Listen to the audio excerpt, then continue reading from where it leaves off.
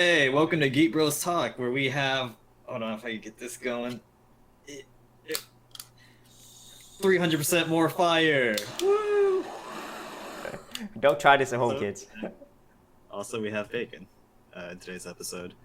So, I'm your host, Proto Man, and this is going to be my co-host, Mega Man, from the popular Mega Man series. If you didn't know, Proto Man, who appears in a few games, I think he's also known as Breakman from Mega Man 3. It's actually Mega Man's older brother, created by Dr. Wily.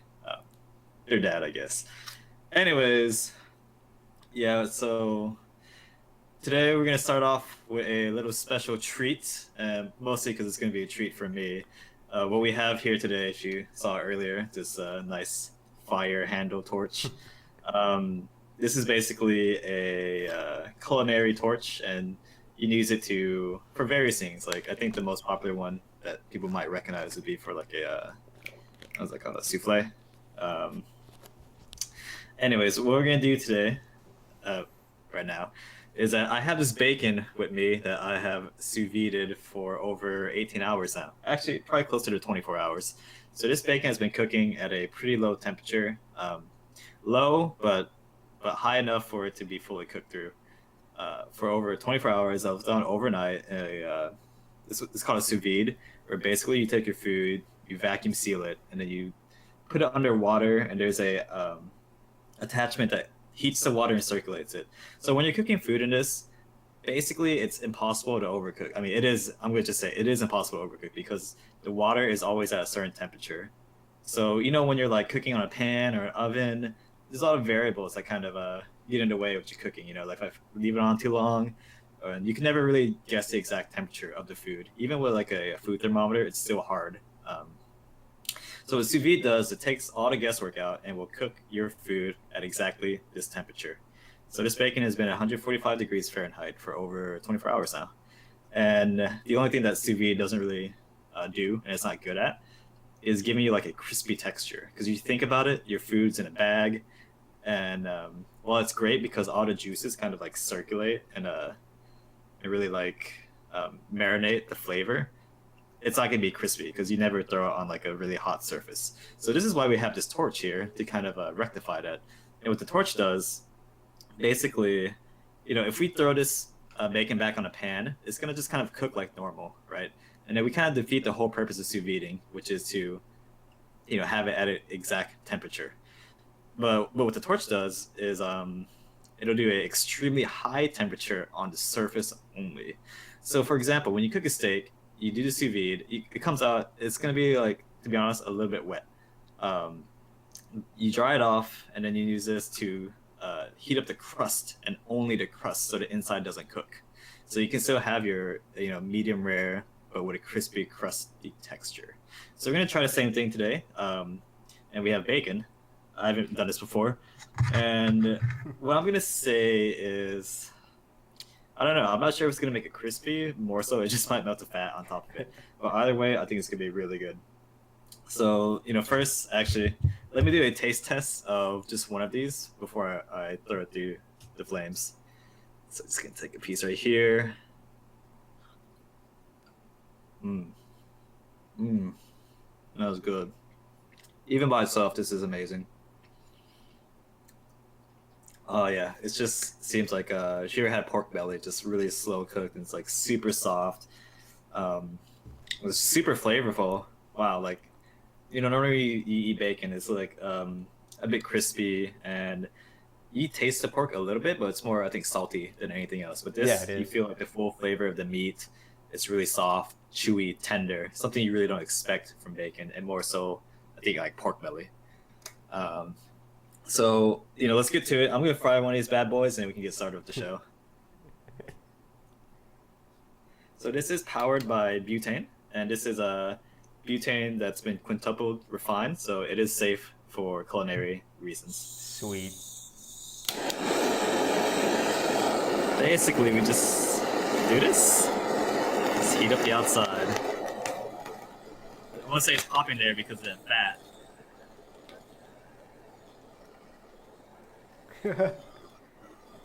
So I'm just gonna go ahead and only cook half of this piece. Well, it's already cooked, but I'm only gonna torch half of it. I might be running out of fuel pretty soon, so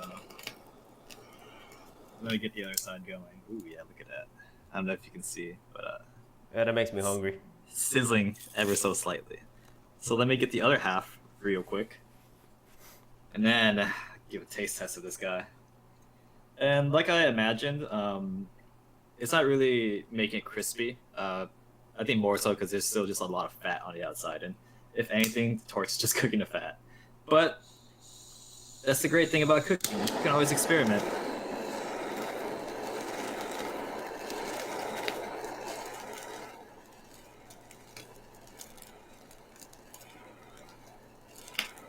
Hopefully you're not epileptic. If you are, please look away.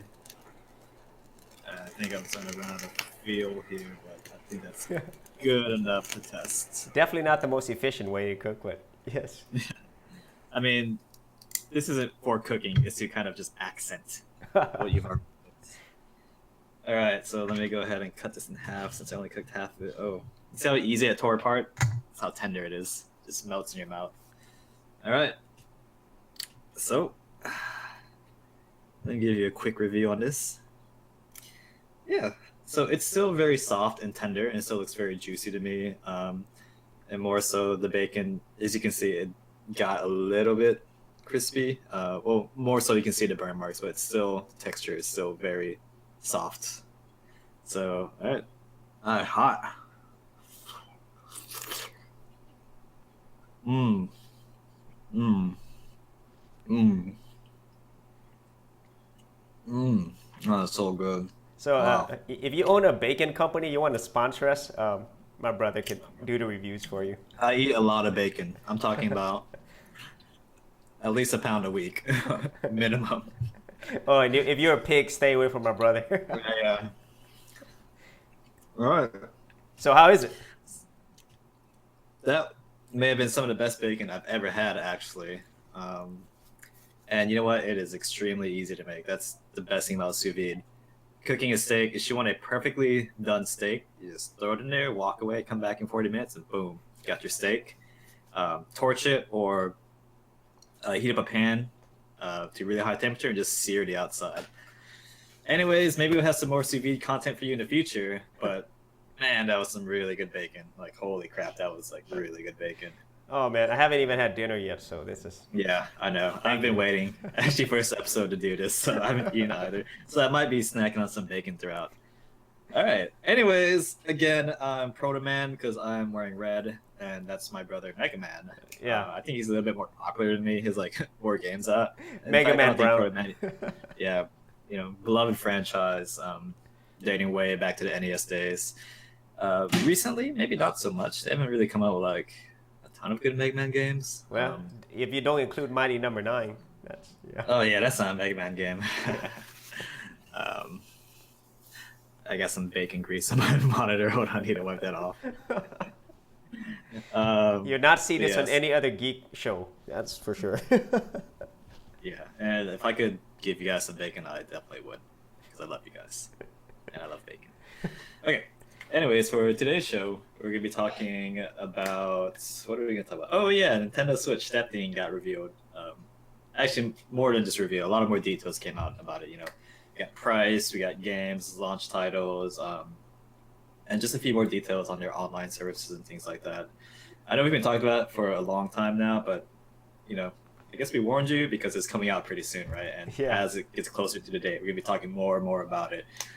Whether it's good or bad, you know, whether our hype is still justified or is it, you know, being quelled down just a little bit. So we talk about the Switch, and then the other news we're going to talk about today is Facebook being sued by not Bethesda, but their parent company, ZeniMax. Yeah. Yeah. So ZeniMax is a parent company for Bethesda, who makes popular games such as, you know, Elder Scrolls, Fallout. They acquired id quite a while back, and that's where like the this lawsuit kind of stems from, is from their acquisition of id and previous CTO John Carmack and his work with virtual reality. And then on top of that, I don't know, I think it might be a shorter episode today, so we're going to go over those two topics. and we just talk about the movies and general stuff like we always do at the end, kind of what we've been into. Yeah. So let's go ahead and get started with our first topic, the Nintendo Switch. So if you guys haven't seen yet, I highly recommend you check it out. Well, I don't know if I highly recommend it anymore, but you can check out the Nintendo presentation in Japan. Basically, just revealed the Switch lineup, the price, the controllers, accessories, online services, just a ton of things. And if you've been following Nintendo, and I think just other, video game related channels in general, you see a lot of people talking about it pretty recently. So it's pretty easy to get some information from it. So, from our perspective, we were really, really hyped for it. Mm-hmm. More so, like, it's a cool form factor and it's a different thing. I guess to me and you, it was more of like a return to Nintendo. I think more so than anything else. Very hopeful. Do you still feel that way though after seeing the review? Well, I actually did 2 Nintendo Switch reactions, and we have talked about it a lot. I mean, if you've seen us, like, super excited about it. I'm super excited about it. And the main difference for me, as my brother just talked about, is the fact that it's the form factor. Because otherwise, I would have got a Nintendo Wii and a Wii U before. I mean, I do love Nintendo, but it was really the form factor that made a difference. The fact that this is really, to me, the very first console-grade mobile system that would actually work as a mobile console. That's the first thing. And then the second and third thing is pretty much just Zelda and Super Mario Odyssey. And so I'm still excited about it, but as with a lot of people who've talked about it, I'm kind of, now that the excitement's kind of worn off, I'm kind of disappointed by it. So I have mixed feelings. I still want to get it though. I guess I was hoping for more. Right. That's my feeling. I definitely agree with you, man. I feel it's a very Nintendo move. I'm glad they got the PR right a lot earlier than they did before in terms of hype surrounding it. They did the reveal really good. I feel like they released just enough information up to this point to really lead people on. But most importantly, a lot of people are really talking about it, whether you love it or hate it, which is a good thing, for Nintendo to still have that kind of presence. But like you mentioned, the hype I think has waned down a little bit for me. The form factor is fine. I was gonna play it as a console or as a mobile, either way. Mm-hmm. And I didn't really have a strong preference. For me, in my situation, I didn't have a strong preference for either or. Like, I wasn't gonna be playing at home more than on the go. Maybe I'll be playing more at home than on the go, just because I can't really think of a lot of situations where I need to take it to travel. But you never know. The price point, for me, $299. I think and it was kind of leaked and rumored to be $250. Yeah, and we were pretty excited about the price point. Even at $299, it isn't a huge step up from $250. I think it's fairly reasonable for what you're getting out of it. Mm-hmm. If you look at a tablet in similar spec range, it's probably around 200. So throw a controller on there. It was a game system. 300 is not terrible, I guess, but it is still cutting it pretty close to like PS4. Yeah, but you are getting like 2 types of game system. That's why I think the mobile aspect of it. I think we even talked about it. Even if it's 300, even if it's 400. 400 is kind of pushing it, but still 400. I think that's definitely pushing it. I mean, the more we see about it, I forgot. I think it was may have been Digital Foundry, but they had a really good comment that as a a stationary console, it's just at $300 kind of meh, right? She look at objectively comparative to Xbox One and PS4. $300 for a mobile, or I'm sorry, for a stationary console is meh. But as a on-the-go tablet that still retains its full functionality, 300, it's pretty darn good. And I will mention that, I'm sorry, I think it uses a modified version of the Tegra X1 processor, which is in the NVIDIA Shield TV. And Digital Foundry did some, I don't know if they did tests, I'm sorry, it's rumors that whenever you take it out of the dock, it's not running at its full GPU capacity to save on battery. So the performance isn't 100% when you're mobile versus docked. Mm-hmm. So I've seen a few other videos so they're claiming the performance was seamless. Maybe they downsize the resolution a little bit or anything, but from what people have said, when they undock it, the performance is still constant. So But like you mentioned, yeah, there's a lot of different techniques to save batteries in that regard. So definitely over or underclocking um, will help you save some battery. But yeah, so I mean, with the price points, I was when I first revealed all these details, I was about to click the pre-order button. I was on the verge of doing it. After sitting out for a bit longer, and as more details come out, and I don't know, I've just been been able to think about it more and more. It's like I'm still pretty close, but maybe I'll wait until after launch, because Yeah. just to see what people say, wait for some general reviews. A lot of people nowadays say don't pre-order games because Yeah. there's really no reason to do it because the game's gonna be available after it comes out anyways. Yeah. Yeah, I feel the same way, and I actually want to get my hands on it, so I can Yeah. feel it and test it out itself. I mean, I don't think it's going to be a crappy product. It's going to be a really good product. It's just Yeah. other things surrounding it, Yeah, there's still a lot of very Nintendo-y things about it, and I think maybe that's where some of the disappointment kind of stems from. It's like Yep. kind of wanted Nintendo to get a little more modernized with some of their approaches, and it's been kind of not. I think not what we expected. For example, the online service is going to be a paid service, and it's kind of similar to PSN and Xbox, where you get a game every month. But in this case, it's going to be virtual console games. Yeah, it's basically You going to be know? ROMs on an emulator, which you don't Yeah. get to keep physically. They could revoke it Right. anytime. That's stupid. And older games at that, right? I mean, Yeah. part of the appeal of I guess Xbox and PS4 for their monthly subscription service, you get a pretty new game that came out, maybe half a year ago. Yep. And kind of just ones that maybe you would have picked up normally, but now oh, you're interested because all of a sudden you just have access to it, which is great. Whereas a virtual console title, I don't know if it's more for. I don't think it's attuned for mass audiences. What majority of people would want to go back and play an older retro game? I know we're kind of Retro, yeah. Retro gamers. We like retro we're games. retro gamers, so Yeah. we can appreciate it. No, let me take that back. It's okay. But as a retro gamer, we're gonna play that game if we wanted to, anyways. With or Exactly. without the Exactly. subscription I mean, service. we would get it on an emulator. I mean, let's be real. And Yeah, I could yeah. have all the games.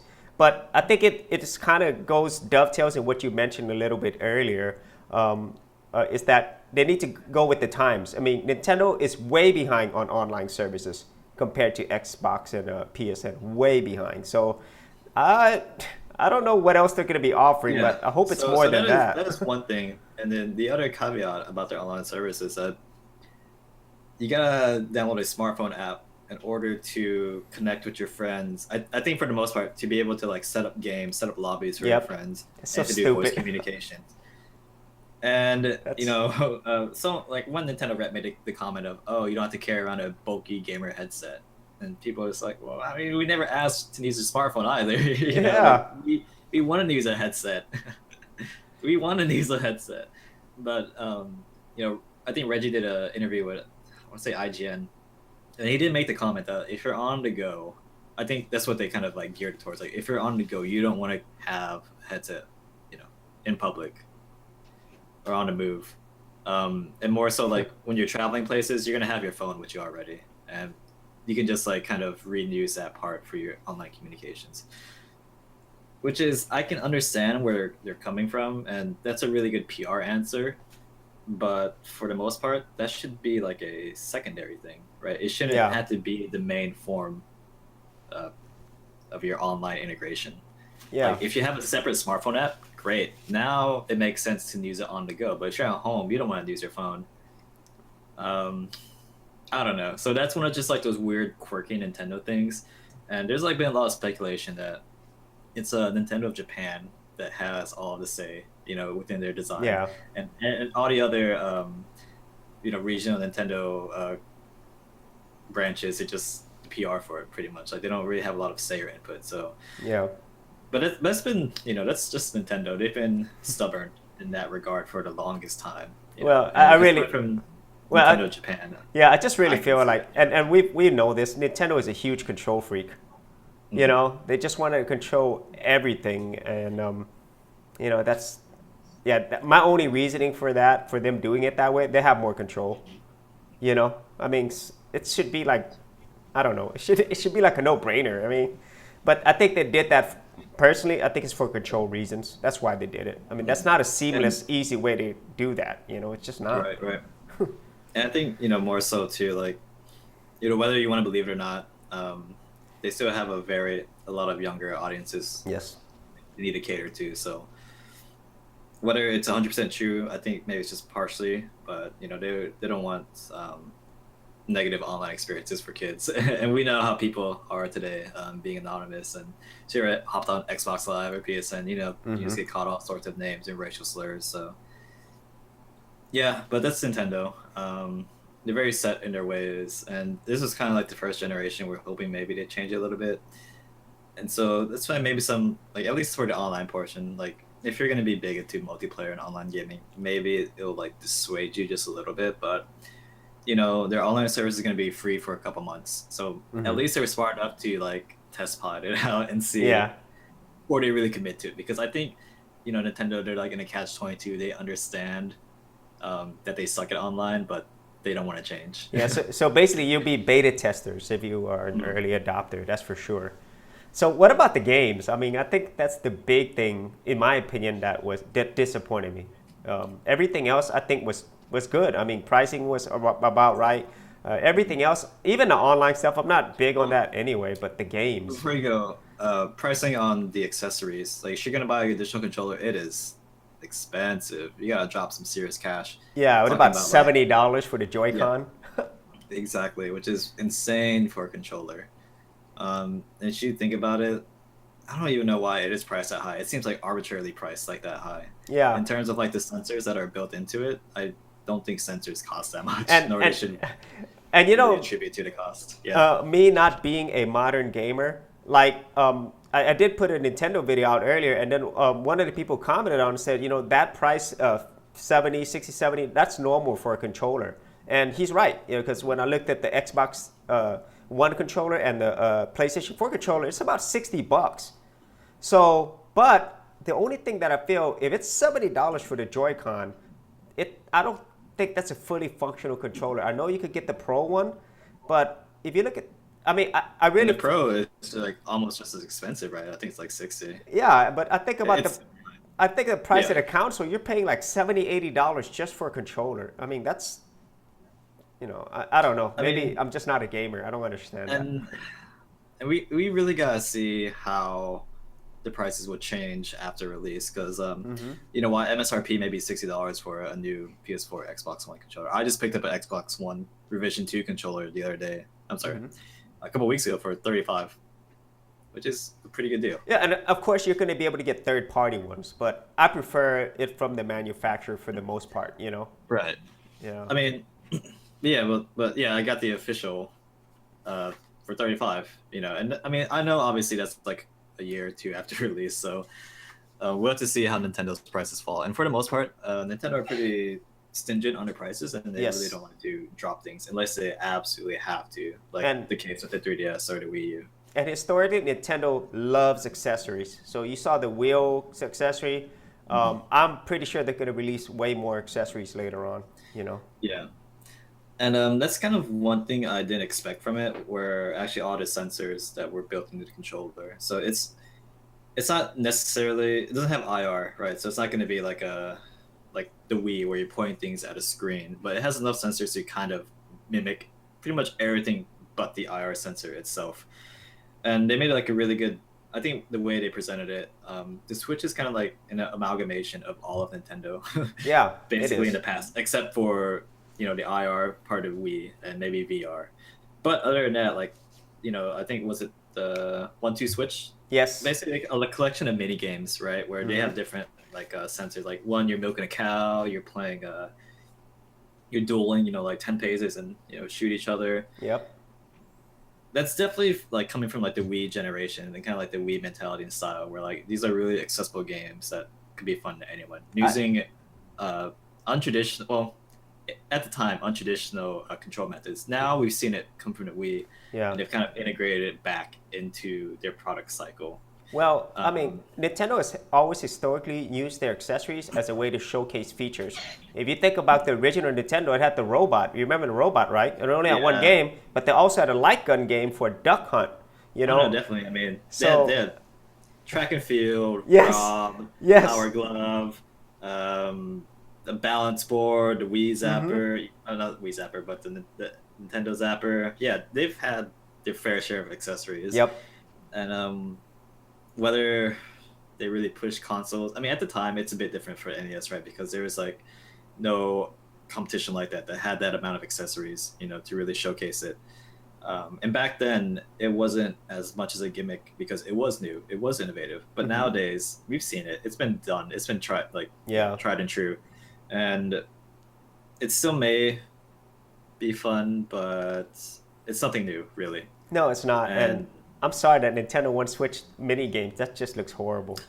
yeah, if it was free, if it was bundled, and I think a lot of people may be upset at the fact that it's not bundled, that it Yes. is a separate purchase, so you had to pay $50 for a collection of mini games. And I know they did a very similar thing with the Wii U with Nintendo Land, and a lot of people actually like enjoy, like they didn't mind paying for Nintendo Land, I guess. So what to see it with 1-2 Switch, but for the most part, that like to me that should have been like a console pusher, like to get more of like the masses into it. Like, oh, you guys love Wii? Well, basically, here's a new Wii, and it comes with the console. You don't gotta buy it separately. And I think that would have helped push consoles definitely. I So mean, I'm not sure why it's a separate purchase. To be honest, like it really shouldn't be. money. I mean, for me, my dream, my hope was that when they released the details, that it was gonna come packed in with Super Mario Odyssey. If Mm. that happened, like, no question, I would have Well, pre-ordered it for sure. That's well, what I honestly, was it's not hoping. even. Yeah, honestly, it's not even coming out until No, December anyway. So, man, it sucks. so yeah, I mean, we'll definitely see about the control. Like from what I've heard, using the Joy-Con as an actual controller is actually very comfortable. Yeah, Um, but yeah, prices are kind of whack. Some of the features and gimmicks are, I don't know, it's not enough to really like get you no, excited for it. It's yeah, cool, okay. and it's cool if they could have included it at a lower price point.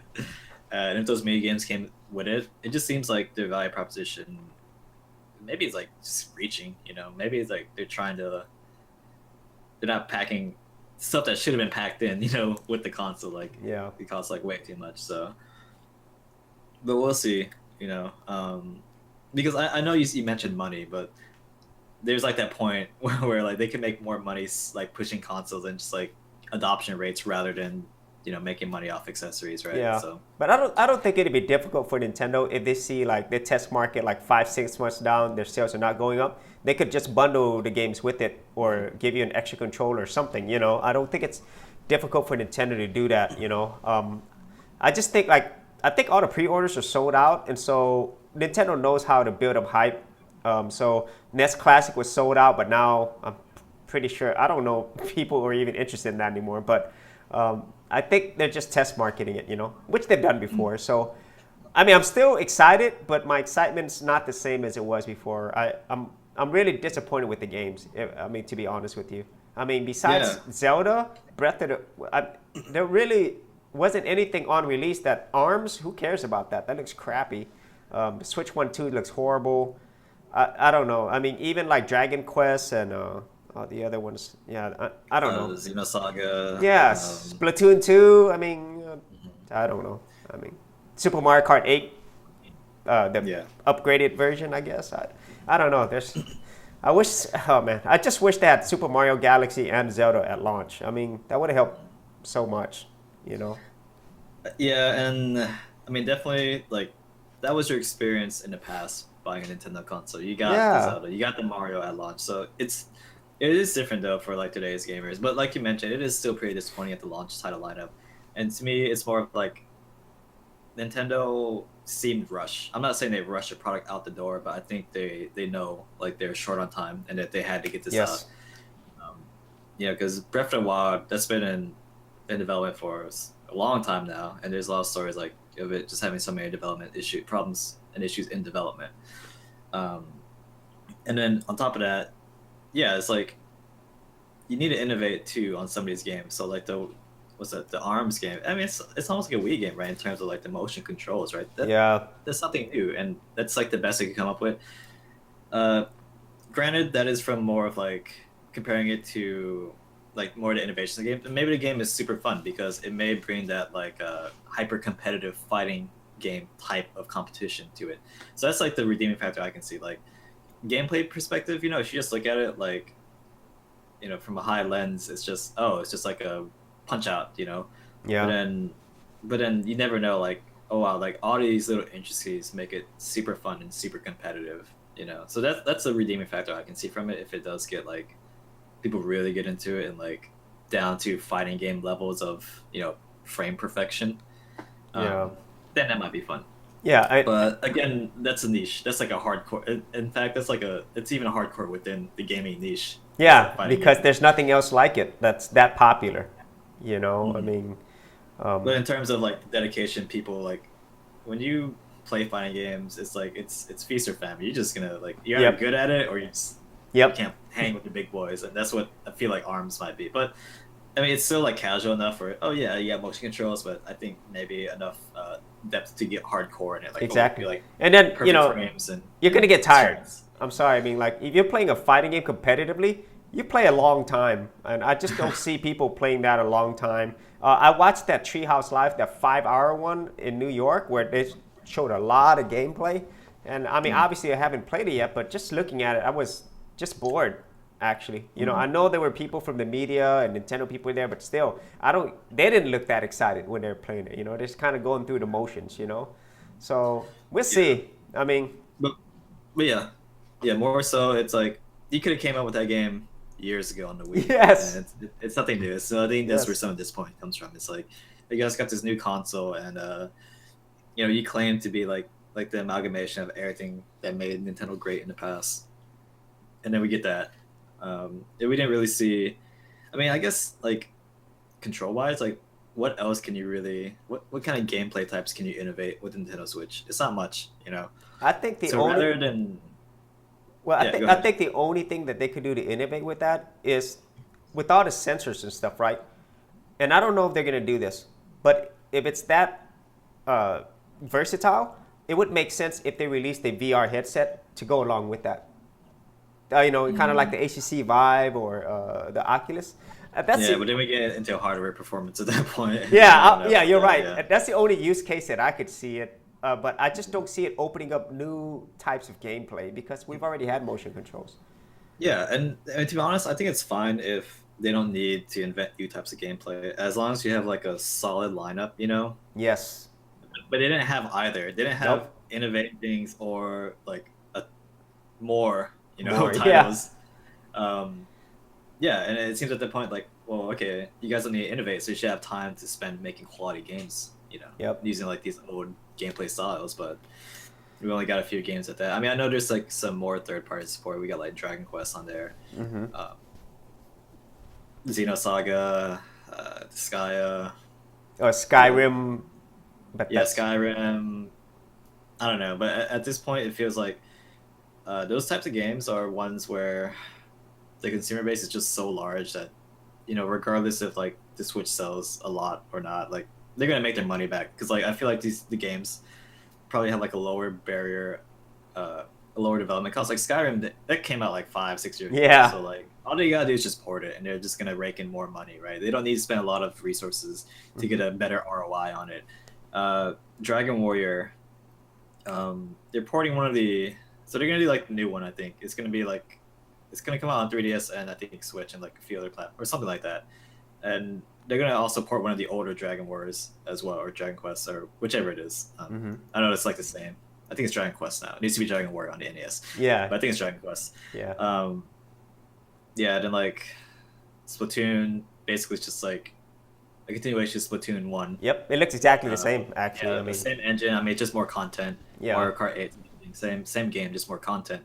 So yeah, a lot of it like no one's really seen anything like developed specifically for the Switch. A lot of it at this point is just a rehash, which is, I don't know. And they should just have a lot of rehashes and at least have more rehashes. Yeah.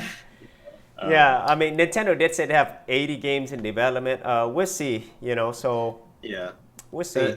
it kind of goes back to my thinking that yeah, they felt rushed, so they had to put something out. Whether it's like the choice in hardware, right? Because if they waited 1 year and then we saw this hardware, I don't know. At that point, 1 year is a very, very long time in terms of technology. So I just felt like they had to do it now or never, right? Yeah, because the PS4, they're definitely not losing their lead.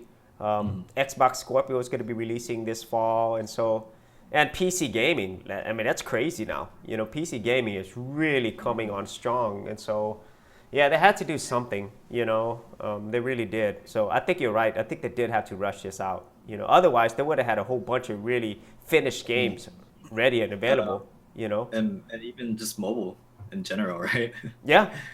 They were competing with a lot of different people right now. And yep, you're right. they're just trying to hold on to their ground while they can. Yep. And I think it's one of those, let's wait and see, because it could be really sweet or it could be just like okay, mediocre, like the Wii U was, or I don't know. Yeah. I don't anticipate it to be bad. Yeah, I don't think so neither. But yeah, so at worst it's gonna be, I think, just mediocre. But again, like, can Nintendo really sustain another mediocre hit like the Wii U was? I'm not really sure. Yeah, me neither. Cause, yeah. So yeah, maybe this might be like their last ditch effort. Who knows? Because if this fails, then I don't know what else they can do to come back into the market. Well, I mean, they have started with Mario Run in a mobile market, so they are stretching out a little bit. So. Yeah, it seems like a contingency plan. Well, yeah, exactly. Yeah. They'll become a Sega where they just make software. Yeah, I mean, highly unlikely because they're still doing well in their hardware. Yeah, because you're still Nintendo. I mean, yeah, you're still Nintendo. I don't think like maybe even like just Japanese culture wise, like they wouldn't ever want to succumb to that. Like, we're the greatest game maker at one time, and we're not gonna, come down to just a mobile game maker. The only other thing I could see too is if they were to release a new 3DS, which is like basically keep the same format, nothing gimmicky, just better hardware. But it'd be interesting because the Switch is going to be out, and so then you kind of be like cannibalizing your own market at that point. Anyways, yeah, I think the only other thing to talk about, is maybe some of the games like Breath of the Wild. It still looks really good. But it's amazing. It's nothing new at this point, so we're not gonna beat a dead horse. Super Mario Odyssey does look interesting. Like the character, like Mario being in a city is like bizarre to me. Yeah, that's what I thought. That's so weird. Yeah, I'm glad he went to other worlds. I was like, oh no, man, he's in a city. Yeah, what the hell is this? Right. Some classic Mario 64 looking levels. All right, good. Oh man. I was thinking, what, Sonic Adventure 2? Yeah. Even Sonic Adventure 2 was. Yeah. It kind of made sense, but like just seeing like a human next to Mario, like a normal human next to Mario, is just like this super cartoony fat little plunger guy, like next to a guy in a business suit. That's kind of jarring. I guess like my only concern with that is open world. I don't know if a lot of other people have the same sentiments, but like open world games kind of get a little burnt out on it because you sacrifice a lot of, I don't know, like depth for, I don't know, like the best way I could describe it is like Skyrim. It's a very wide pond, but it's not very deep. So there's a lot of content to do, but it's really repetitive and samey. And so, hopefully Nintendo will be able to pull it off where there is a lot to do and revisit and to see. So hopefully it does have some depth and it's not just like a huge sandbox, it's actually like a meaningful sandbox where you can do stuff that you don't get tired of, I mean, from just looking at it, it looks like they're going to make it more like Mario 64, which I really love. It's not completely open, but you did have a lot of freedom at the same time, Well, yeah, I think I meant more so like that New York City. So we don't know how the city is going to play into it, whether that's just like a level, or like a hub, an overworld, or whatever it is, If it's just like a level, cool, it's self-contained, it's its own thing. It's not like the basis of the gameplay or the game itself, Yeah. Mario Kart 8, I love Mario Kart, and I missed it on the Wii U. I didn't get to play a lot of it, so I'd probably pick that up. Splatoon 2, same boat for me. I heard a lot of good things about the first Splatoon, so it is good to see that they're continuing on, especially like as a new IP. I'm pretty excited. Like, Nintendo normally doesn't come up with like a lot of new IPs that stand the test of time, or not even test of time, but even just like continue to go to make another one or another one. Um, no new Metroid. Like there are other IPs, no Pikmin. Yeah, I'm drawing blanks here. Yeah, just nothing really new. I mean, honestly, just really nothing. Yeah, no F-Zero. I mean, a lot of Zelda these was the things. only thing that was memorable to me. Yeah, but that's like one of the mainline IPs. Yeah. So I'm talking about some of like the offshoots that Yep. weren't really present on Wii U. Mhm. That would definitely make a good case to be on Switch. If they had like a new Metroid, new F-Zero, new Pikmin, um, even like a new Luigi game, a new Paper Mario game. I mean, I know they just came out with the other Paper Mario, Yeah. and that did pretty bad too, I think. Which is kind of sad because Paper Mario, like the first two were really good, and then just kind of went to the toilet with all the subsequent releases. So, but that's another Nintendo thing is like sometimes they just make things that fans don't want. Paper Mario, like being, and they continue to do it. It's like people complain so much of the first one, and then it just went ahead and make another one that's like in the same vein. Like, I don't know. So, again, it goes back to my thinking. Like, it's just Nintendo Japan being stubborn. Like, because she looked at the interview with Reggie. He's like, "We hear you. We're trying to work on it and stuff like Yep. that." But at the end of the day, maybe he's just like a PR figurehead, right? Like, he doesn't have much say. As much as he wants to do it, Yep. just gotta listen to his bosses. So, yeah.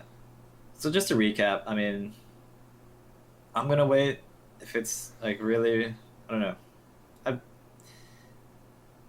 I don't need it when it comes out on launch. I don't need it launch date. Maybe I'll pick one up eventually because I do want to play Zelda. I do want to play Mario. I do want to play Splatoon. Hmm. Hopefully, they come out with other great Nintendo IPs, and that would be enough to justify my purchase. Even if it's for like 5-6 games, I think that's pretty solid for me.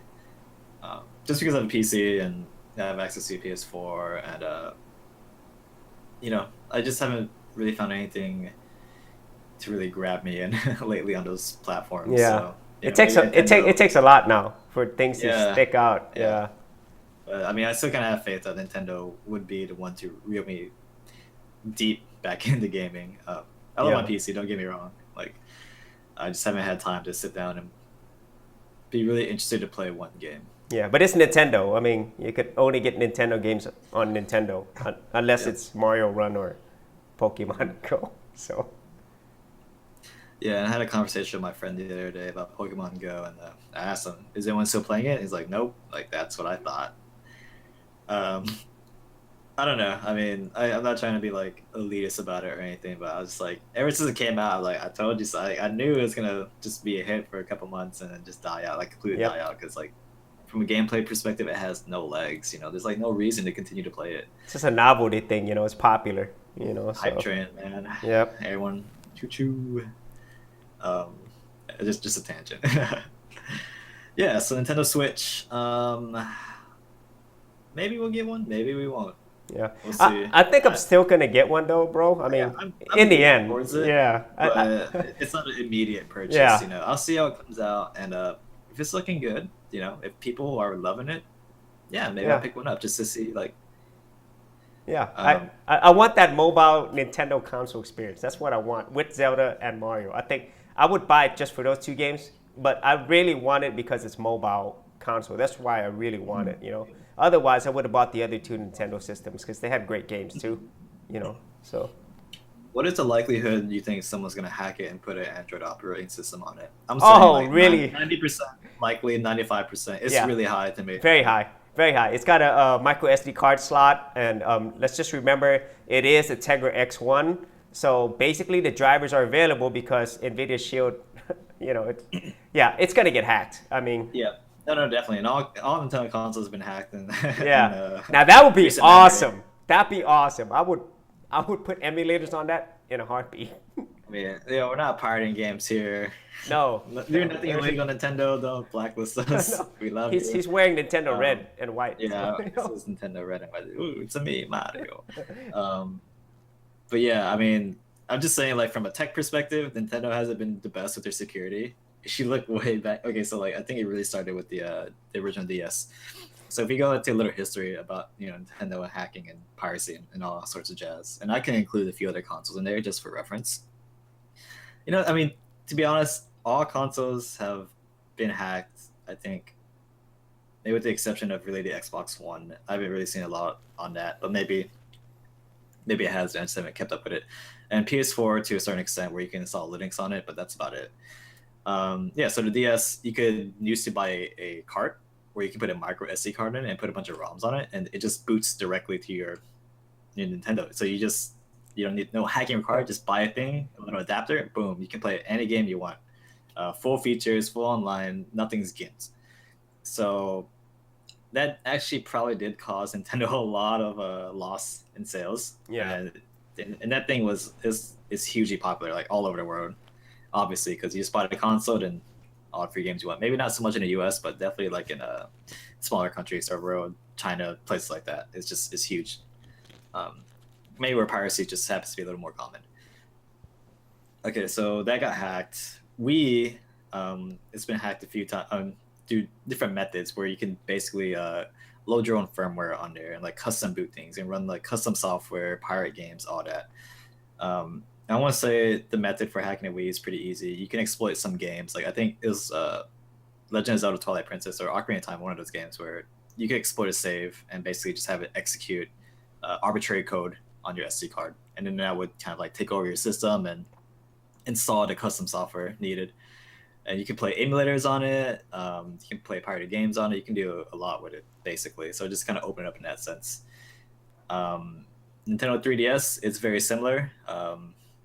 You can also hack that through a few different exploits. Even now, every Nintendo 3DS patch that comes out is basically just trying to plug up security vulnerabilities. And if you look at all the status updates, it always says, oh, it's more stable. But it didn't change anything. They're just using it as a guise to make it less hackable, but it's kind of too far gone at that point. Like the 3DS hacking community is pretty big, and it's out there. PSP was pretty easy to hack. PSP Vita, not sure of. Even the original Xbox One, or not, the original Xbox, you could hack that as well. Because that hard drive in it, and you could install a mod chip, and you could pirate games on that. PS2, I think it's pretty easy to hack too. It's just buy like a DVD, like a certain DVD, and have a hard drive. You can do that. Dreamcast, you didn't even need to hack it. You could just burn games and play pirate games on a Dreamcast. Xbox 360, you could hack with a mod chip, definitely. But the thing there is like you got to solder it in. Not just that, but if you play online games, you're gonna get banned because they have like detection for that. Yeah.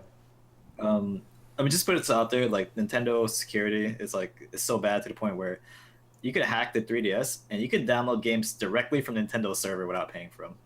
So you can access their servers and just take their games from them, and like that's how bad it is, and it's just how open and like kind of like how far behind they are at some of the times. And but I guess what the point I'm trying to make is Nintendo's history of security, vulnerability, online infrastructure, and more so putting the ban hammer on people and like being able to find these activities and putting a stop to it is not very good.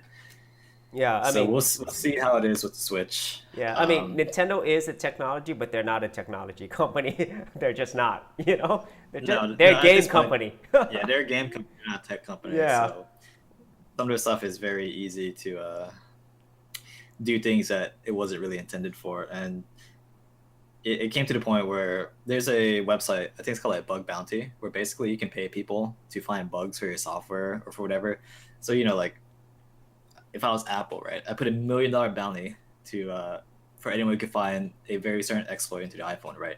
And Apple would pay out that $1 million.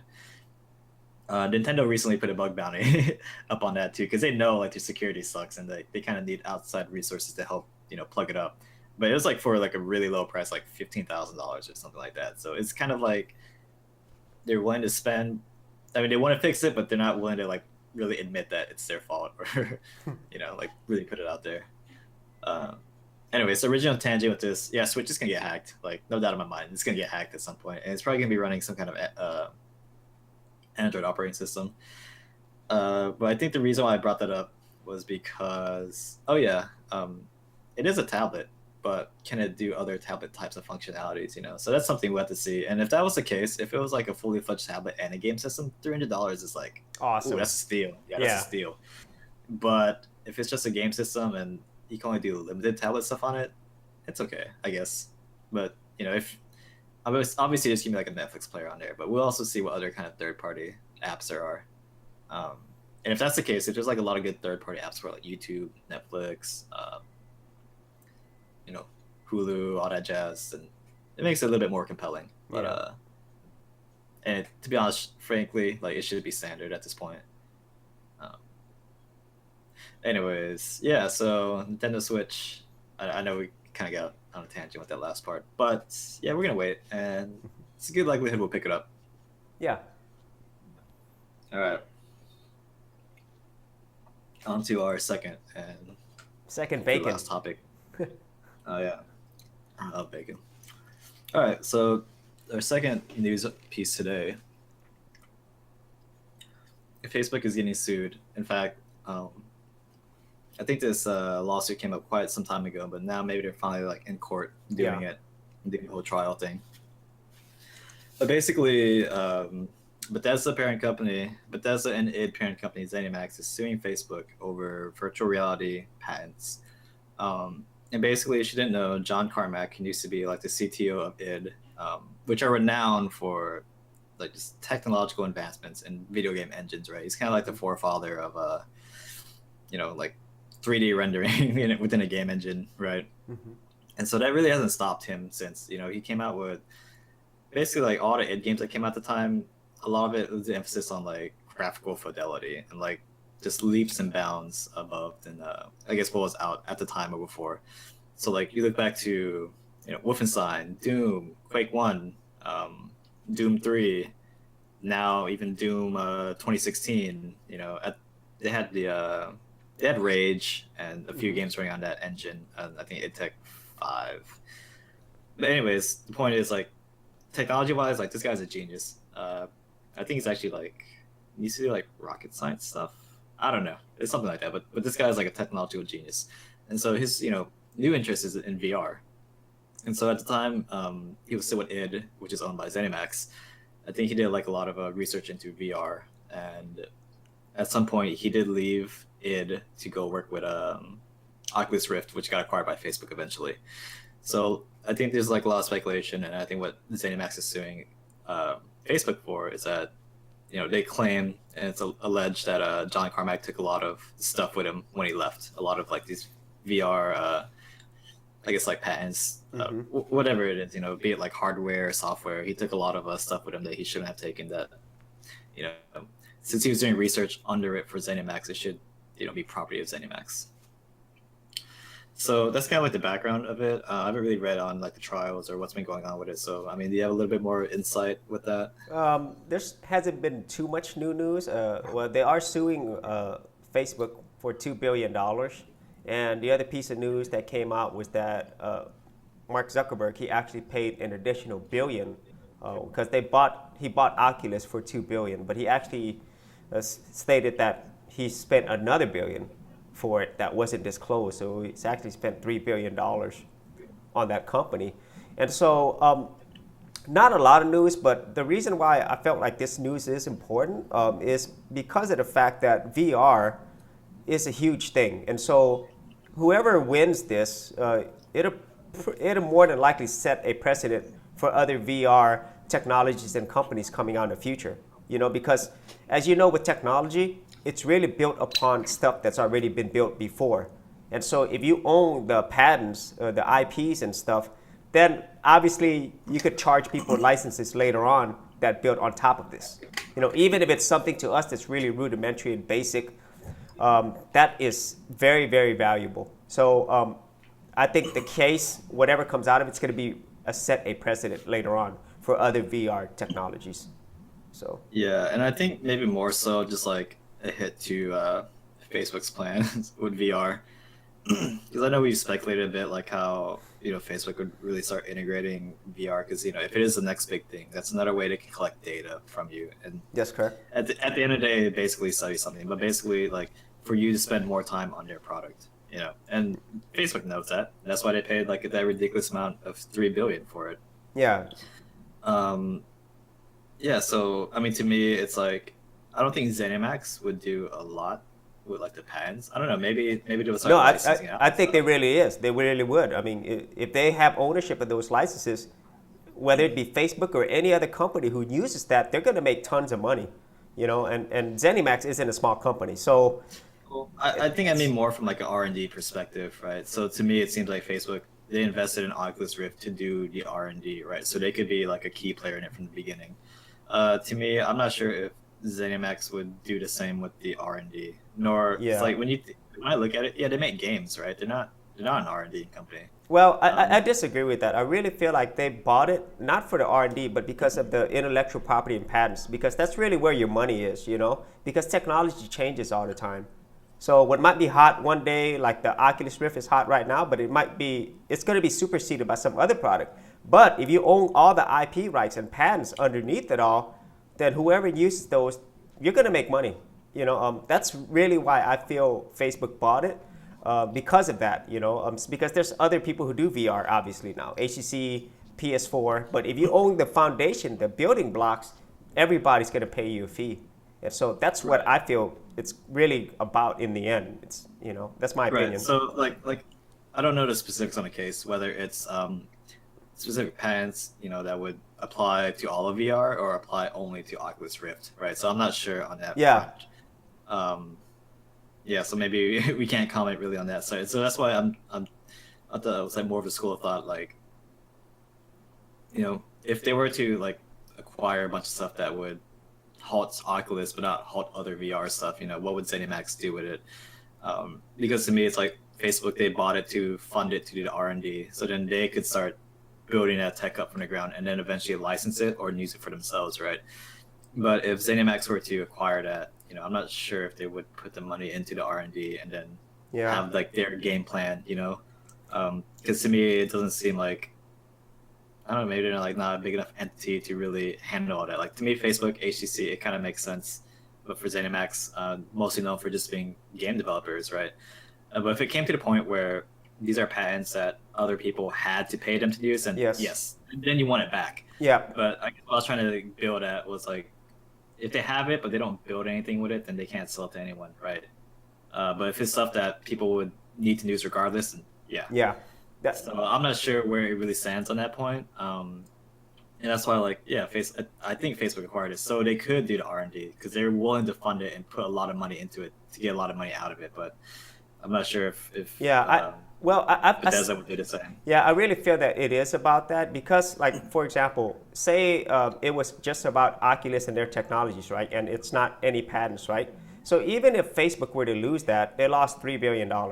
Facebook has tons of money. They could go buy another VR company, There's plenty of people developing VR.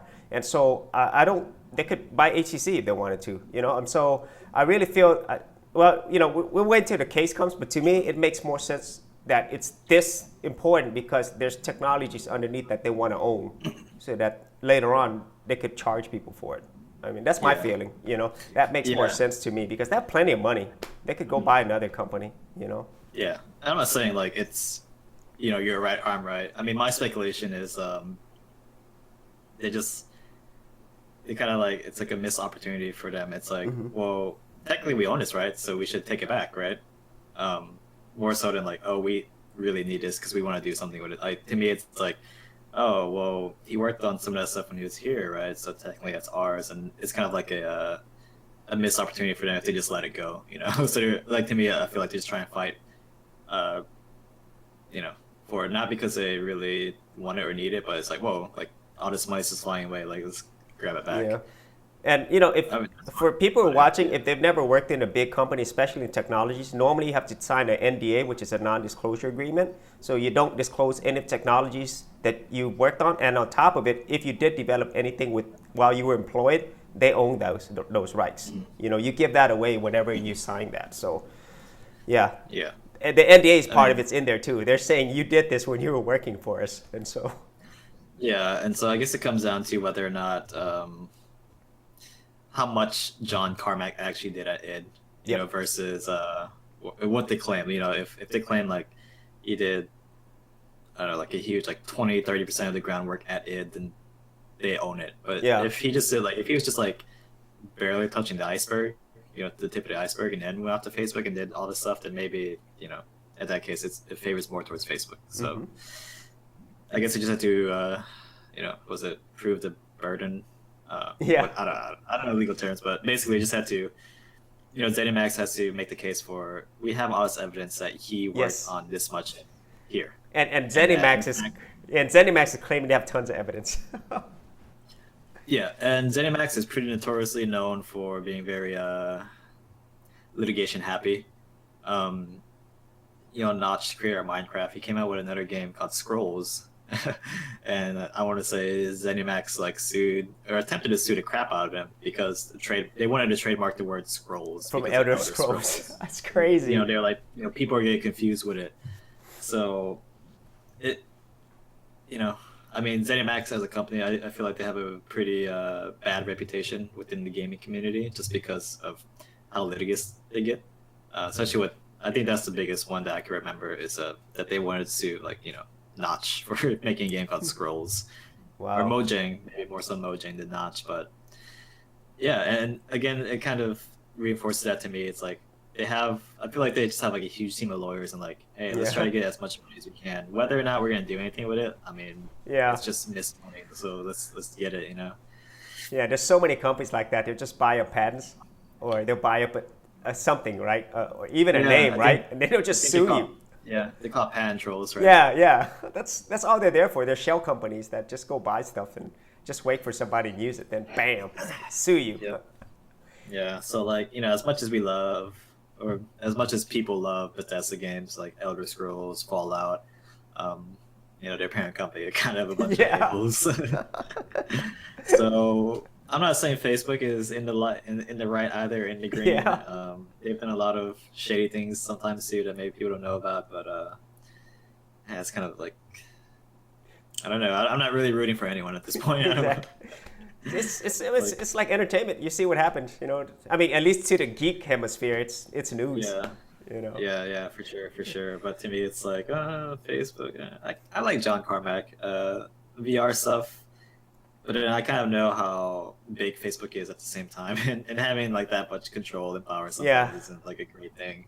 So I'm kind of of course we should be cautious about it. They come up to us as a, very servicing to us. Right, they're trying to do everything they can for us, but that's not really the case, at least in my perspective. So, but then ZeniMax is well, man, sometimes it just do things just for the money. So I'm not really cheering one side on the other. I don't know. So we'll see. And that does bring up a pretty interesting another tangent for me, at least. Facebook, they've pulled a lot of other kind of shady legal things that may have not come to light pretty recently. But they're smart about doing it, right? Because they don't want a lot of press on it. They don't want a lot of eyes on it. But they kind of put these clauses into some of their contracts. They're oh, actually, we own this. Oh, you can't do this to us. For one big example that maybe not a lot of people know about is that Facebook as a tech company, they have a JavaScript framework called React.js. And React.js is an open source framework. So basically, you can see all the source code. You can contribute to it. You can see all the inner workings of it, and it's free to use. But maybe what you didn't know is that in the clause, if you do use that framework, or if you do use their technology, while it's free to use, and it's always going to be free to use, and there's always going to be update and support for it, if you do use that framework, you can't sue Facebook if it's related to that application that you've created with that framework. So basically, if you're a startup, you make some really big app that just hits it huge, and then you get acquired by another big company such as Microsoft or Google or Amazon. And I guess what's pretty common in these scenarios is these big companies sue each other all the time, for patents or for whatever, just to get the leverage, to stay ahead, right? They, it's kind of required that they do that. So, protecting their interests, right? So if your application was built on this React.js, you got acquired by another big company, and a big company wanted to sue Facebook for whatever reason. and it's related to your application, it can't sue Facebook because within that clause that you agreed to when you first were just like tinkering around with it, it says you can't sue Facebook if you use this or if you use this framework. And so that's not the first time Facebook has kind of tried to like low key put some of these like clauses in and policies in. I feel like there's another one where they just like tried to be unsuable or something like at a bigger level, and people were just like, "What are you doing?" So it's not always like rainbows and sunshine with Facebook. I mean, with any of these companies, there's always going to be underneath it. This is the business aspect. You got to protect your business. You got to look out for the long term, for your best interests. Whether that's right or wrong, it's not even about that. It's about business. And so if you were the owner of that business, you would do everything you can to protect your interests. So that's really sneaky, though. yeah. Generally speaking, but like the whole mentality of open source is to like be non-profitable and to give back to the community more than what you're taking. So yeah, I agree with you for the most part. In business, you need to protect your interests, and sometimes you see these companies have different approaches to it. Like I know Google's mantra is like do no evil or whatever, right? But that's kind of like you can argue that back and forth all day. Microsoft, it needs to be like 100% against open source, and now they're starting to adopt open source more. Like we mentioned previously, Steve Ballmer, right? He said Linux is a cancer. That's what he said. It's open source, right? Because you can't profit off of it. So you really see like how, and whereas like Google, they have a bunch of services that are free to use, right? But they're not they free. Collect data. Yeah, they collect data, but at the same time, it's like you have all these different approaches on how to, whether you're like very upfront about it, you're a little more secretive about it. If you're truly altruistic and you truly do make like open source stuff, which is what a lot of Linux is based off of, right? So like there's a lot of spectrums in terms of like doing the right thing and doing what's best for your interests, and so it's pretty gray. I don't think there's one like, except maybe like, I don't know, just like the Linux Foundation, that's just like free for everyone forever, right? They don't really do anything shady within there, so well, that's like, not that we know of. I mean, yeah, for the most part. I mean, with the amount of eyes on it too, and for how long it's been running, like I can say we can pretty much wholeheartedly trust Linux. I mean, I say that now, but then I don't know. I mean, I'm a huge proponent of Linux. I think it's the most powerful open source project ever. But but that in a sense to me is like a true like altruistic type of thing. Like no one person is profiting like hardcore off of it, right? Yeah, and it really is for the people. Whereas like maybe Google and Facebook, to most people it seems like that. Oh, they offer all this stuff, it's all free and stuff, but it's not as clear on the outside. Exactly. I guess. It's not as transparent as we think it is sometimes. Exactly. It's like, I'm so glad you brought up that React.js, because that is probably something very few people know about, unless you are in the community or you're a developer. Oh, even if you're a developer, I don't know any developer who would like the first thing to do is look at the legality of something. Oh yeah, you're right. I mean even myself included, I'm just like, oh my god, like new technology, let's go and use it. Let's try it. Let's see what like all the hype is about. And then you build something, and then you like 2 months later, you're like, oh snap, this is awesome. And, oh man, I made my first big app, and then all of a sudden it's like, well, you signed this, you agreed to this clause at the very, very, very, very beginning when you're just tinkering around with it. And that is one of the huge pitfalls in the modern age now, because we use technologies for everything, right? Especially if you are a developer. Say you created a really amazing program or service that just makes you tons of money, right? As soon as you start making money, there's going to be somebody coming after you, and they're going to sue you for something really, really stupid, and they're going to take you down, or I mean, that's when you genuinely you had no idea about exactly. it. And honestly, there's really no way you're using. There's so many millions lines of code. There's so many different services that you're using that are out of your control. I think it's really difficult, in my opinion. Yeah. To get through all that. I wouldn't say it's like extremely difficult, because there is still a lot of way to make money using this stuff. It's just the fact that it's not 100%, binary. It's not. I mean, technically technology is binary in that sense. It's 0 1. What I meant is like, using these products and stuff. It's not, I guess, like always sunshines and rainbows, like Exactly. I mentioned earlier before. Sometimes it is, and sometimes it's not. Yeah, Um, just look at the iPhone suit Samsung. mhm. And that technology, it's a square. I mean, there's more to it, but you know what I mean. Simple things like that, or Oracle suing Google for Android. Well, indirectly suing the manufacturers because of Java. I mean, it's I don't know. Again, it kind of comes back to like the different companies and their approach to it. Like I don't think Google has any clause like that in their JavaScript framework, right? So they're a little more transparent, and maybe it's a Hmm. little more like legality wise, it is friendly. Um, but yeah, it's just the company's approach to it, and how they want to come off. And now But that again, it's not like readily transparent. Like no, to us, to the developer, oh, it's just like a candy shop. I want this candy or this yeah, candy or this candy. But as soon as you pick it up, start eating it, then you're like, get sick. yeah. Then you find out the real price of it. I think maybe if there's like a lot of candy and there's like no price labels on it, and then you Yeah. pick one you like, and then you go up to the cash register, and like all of a sudden you owe this much. I would really be interested in 2017 what Microsoft is going to do in the Linux Foundation. They've introduced some software to the Azure cloud services, Linux. I think it's Linux virtualization. I can't remember. There's Linux components in their Azure cloud services. So I'm really interested to see what Microsoft is going to do this year in 2017. I believe that Microsoft will release their own distro. I really do, and their own Linux distro, and it's going to be really interesting to see how Microsoft Yeah.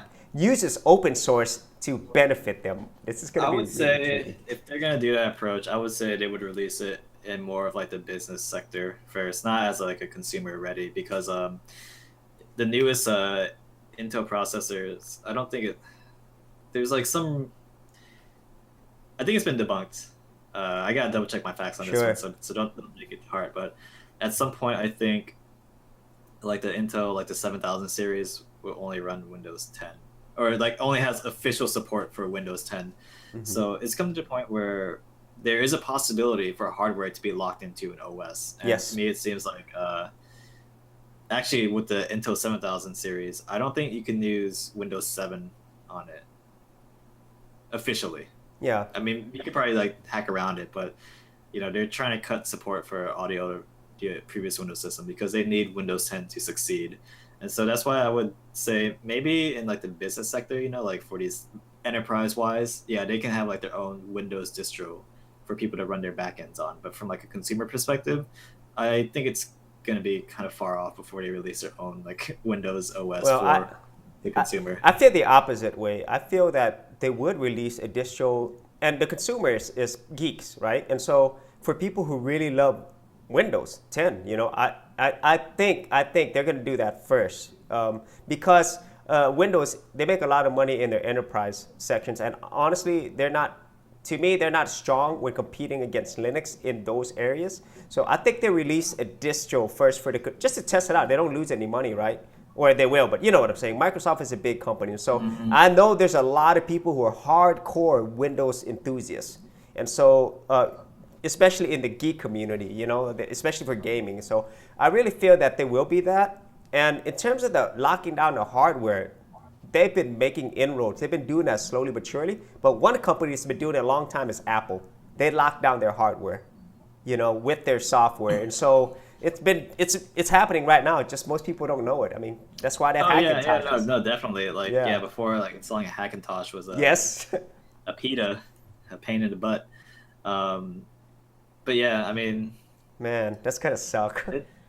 it like you said, it's happening slowly but surely, and we'll see. I mean, right now it's officially supported, but I want to say you can still install like your distros of Linux and whatever on the newest Intel 7K series. Um, but yeah, I guess going back to the point whether or not Microsoft would release their own OS. I mean, yeah, I don't know. I just feel the opposite. Like to me, Hmm. their business sector, their enterprise is making less and less and less due to Linux and more choices out there. And like the actual, being a Windows shop is kind of a thing of the past now. You don't need Windows IIS servers. You don't need like the .NET architecture and all that jazz. And to me, it's like if they were gonna target, I feel like they would do enterprise first and then go consumer, because like also when you make a new, like if they were to release their own distro, they're gonna lose like so much compatibility, with applications. And like as a consumer, I think it's just maybe it's too soon to do it. I feel like if they do it in enterprise first and they start to, I guess, build more and more like application support and then eventually release it, to consumers. Because like if you look at the Windows Phone, right, like the OS itself wasn't a terrible OS. It's just the fact that it had like no software support, and I think that's like one of the biggest reasons why it didn't get off the ground. No app store at all. Yeah. Basically, so like I don't know. I just can't see Microsoft doing the same thing on a desktop level.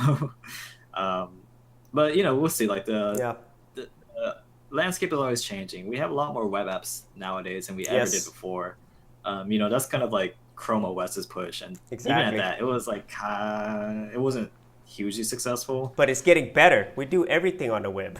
Right, and that's what I'm saying, and that's why I'm agreeing with you on that point. Is like we'll just have to wait and see. To me, I think it may happen eventually, but I don't think in the next few years. I'm not sure just yet. So to me, maybe they're gonna hedge their bets on Windows 10, and maybe this may be like the last like Windows as we know it, and like maybe their next iteration will be some distro of Linux. But we'll have to see, because there's so much you have to factor in. And I think biggest one for me is going to be like application support, backwards compatibility, because there's a lot of reasons, like different reasons why people use their desktops, and I don't know, like I feel like it's just hard to cover all that legacy software. I'm not sure if they could ever be able to port everything, but I really feel like in terms of operating systems, Google is way ahead of everybody, because I think in the future, it's going to be OS agnostic. You're just going to do everything on the web. And as you know, you're a developer, you do a lot of web development. It keeps getting better and better to where in the future, you can't tell the difference whether it's local or whether it's running off of a virtualized server somewhere. Exactly. And most of our stuff we do in the web anyway. So. Yeah, it's definitely getting better, but there's still a lot of control you lose over, doing a web app comparative to like a normal desktop app.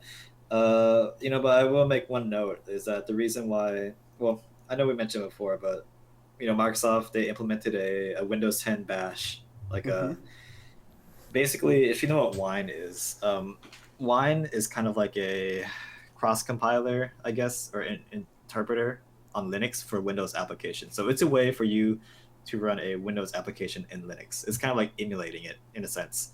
And Windows Bash, the Ubuntu Bash that they're going to include in their Windows 10 eventually is the opposite of that. It's a way for you to run Linux programs on Windows natively as an interpreter.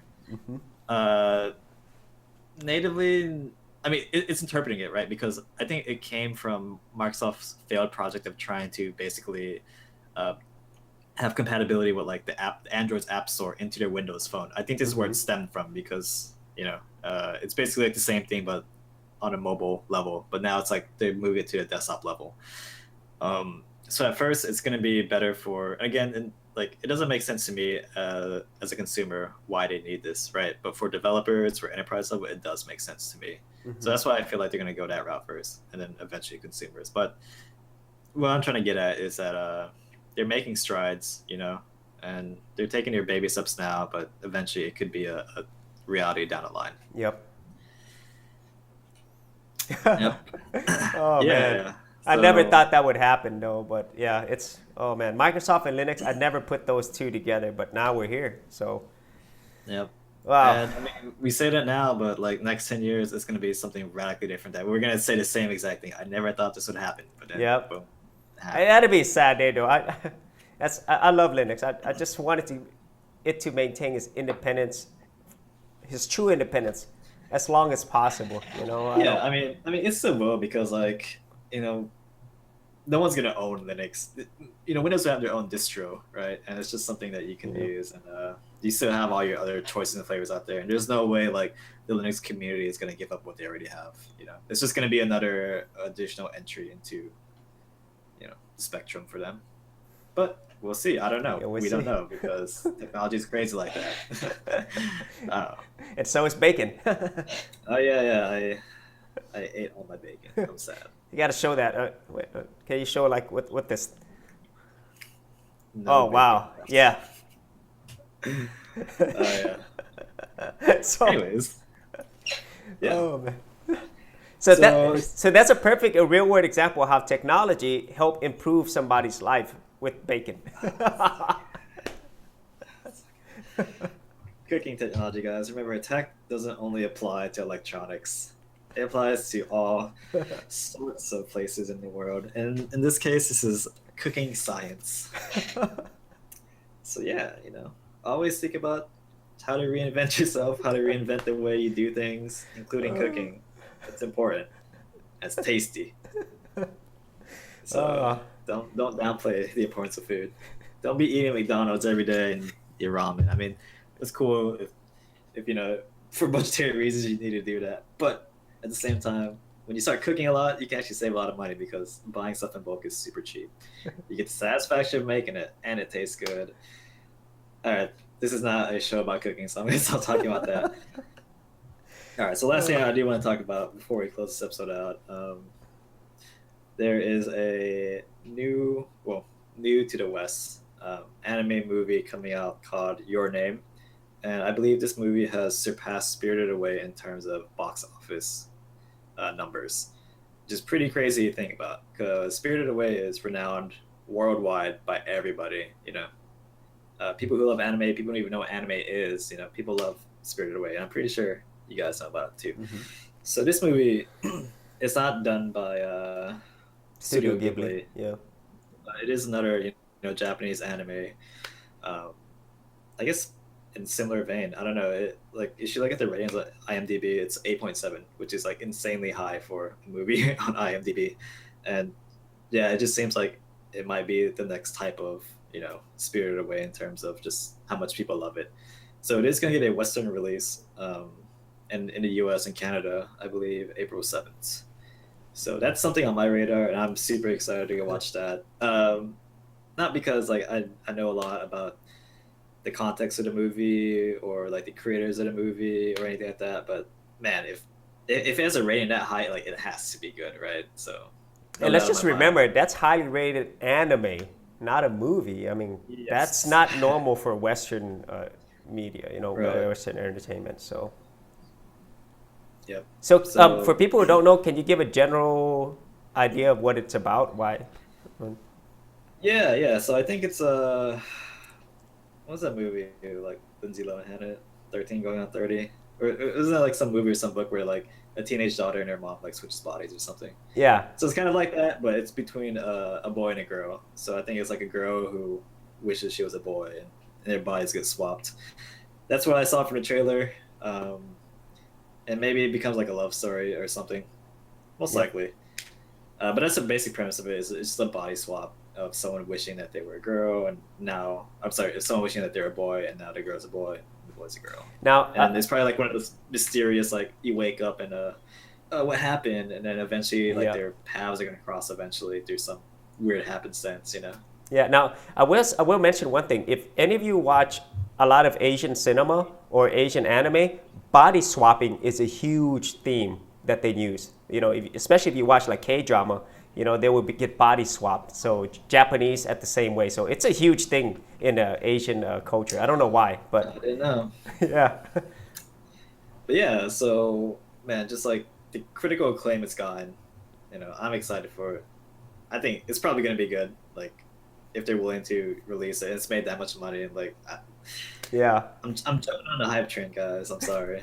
And the review that I have seen for this movie, they said the way that they approach it is a very mature way. Not anything bad about that, but if you watch anime, they're not cartoons. They really are movies, and so that's a lot of people who have commented about it in terms of the positive. I mean, a lot of anime is cartoon, but it still can be taken as a serious medium for that's art right. and storytelling. That's right. I'm sorry. Yeah, they have different types. Anime TV shows, Yeah, that's giant right. robots and super fighting and things like that. But yeah, so looks good, and I'm definitely gonna check that one out. So April 7th. That's a movie I'm excited for. Are you excited for any movies coming up? No. I'm not excited for it. Netflix. I always go back to that, but I'm really. I've been watching this anime series, Drifters. Yeah, I think you mentioned that. I did, but I also watched one on Netflix. It's an older one, okay? Seven Deadly Sins. That was pretty cool. If you have Netflix, you can check it out. This is actually a Netflix produced anime, so it was pretty really? entertaining. So the Seven Deadly Sins, Do you know what country it's from? If it's like no, Korean animated? it's actually movies? Japan. Like, cool, Yeah, cool. so if you haven't seen on Netflix, it's entertaining, and it is seven deadly sins. So if you go to the Bible, there's seven deadly sins, and so it's like 25 episodes, and I binge watch all of it. So it's an entertaining anime, and this is the first anime that I've watched that's actually produced by Netflix. They do have other anime produced by Netflix. This is the first one I've seen. It's pretty enjoyable. So, yeah. Cool. That's the Definitely last check it one I out. watched. Yeah, that's the last one. I binge watched it. Yeah. Yeah, so. Yeah. I checked out the first episode of this series of Unfortunate Events, which is a really popular kids story series. Kind of like akin to Harry Potter, I guess, because it's kind of like I would say like the reader, like the demographic is the same, like between like Harry Potter and this series of Unfortunate Events. We're kind of like young adults, like maybe kids anywhere from like 8 to 15. So like Goosebumps almost, kind of. Kind of. I mean, I guess who watches Goosebumps anymore? Yeah. But that demographic, and it was a really beloved story series to me as I grew up. I read pretty much all of them. I remember reading one of them in less than a day. That's how much I loved it. And it was like a 260-page book at the time, which is I binge read it because that's a thing. But yeah, so this series, it has Neil Patrick Harris in it, and there was a movie that came out a while back, but I guess they're just doing a Netflix route with this and turning it into a series. And for me, there's like, after reading all the story, like most of the books, there's a lot of content that they could do with it. So I'm guessing that's why they wanted to go with it. You should think about like the Harry Potter movies. Yeah, you can make more movies than there are books because you get to split the movies into two parts. It's kind of like the same thing, but more so geared towards a TV series. Cool. And it's okay. I mean, it wasn't. I kind of wasn't paying attention there most of it because I was programming, but for the most part, it wasn't bad. So I'll continue to check the series out, and yeah, it's all right. And then the only other TV show that I'm really excited for is Better Call Saul because they teased a few things, and that's going to be coming out in April timeframe, I think. For the past two seasons, both of those came out in February, so a lot of people are expecting February again, but it's gonna be a little pushback, so I'm a little disappointed about that, but it's gonna be good. Yeah, and that it's still up for grabs whether that or Breaking Bad is my favorite TV series of all time, but it's gonna be good, so I'm super excited for that.